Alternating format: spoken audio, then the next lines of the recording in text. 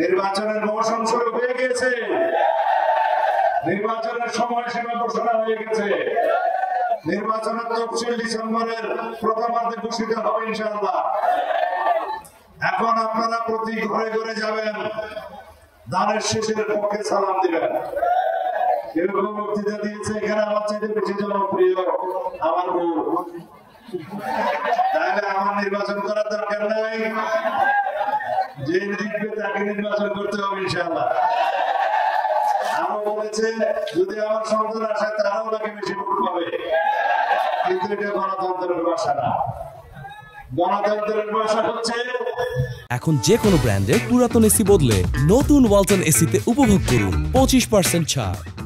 মানুষ যাকে পছন্দ করবে প্রার্থী হিসেবে সে নির্বাচন করবে, মানুষ যাকে পছন্দ করে ভোট দিবে সে নির্বাচিত হবে। আপনাদের সন্তানের বউ হিসাবে আপনারা খুব দুঃসময়ে 2008 সালে আপনাদের পুত্রবধূকে আপনারা আমার চাইতেও বেশি ভোট দিয়ে জাতীয় সংসদে সেই কৃতজ্ঞতা, সেই ঋণ আমরা সারা জীবন স্বীকার করি। গণতন্ত্রের ভাষা হচ্ছে মানুষ যাকে ভোট দিবে সেই এমপি নির্বাচিত হবে।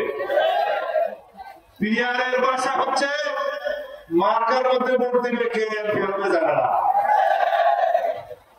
সেই পিআর তো বাংলাদেশের মানুষ গ্রহণ করে নাই, কেউ কেউ এই পিআর পিআর বলে এখনো গলা হারাচ্ছে। উদ্দেশ্য কিন্তু পিআর না, উদ্দেশ্য হচ্ছে পিআর পিআর করে যদি কিছু পায়। যাই হোক, আমরা আলাপ আলোচনা করবো।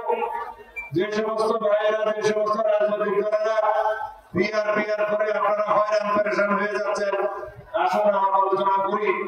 আপনাদের কি দাবি দেওয়া আছে সে সমস্ত আমরা শুনবো এবং আমরা গণতন্ত্রকে প্রতিষ্ঠা করব।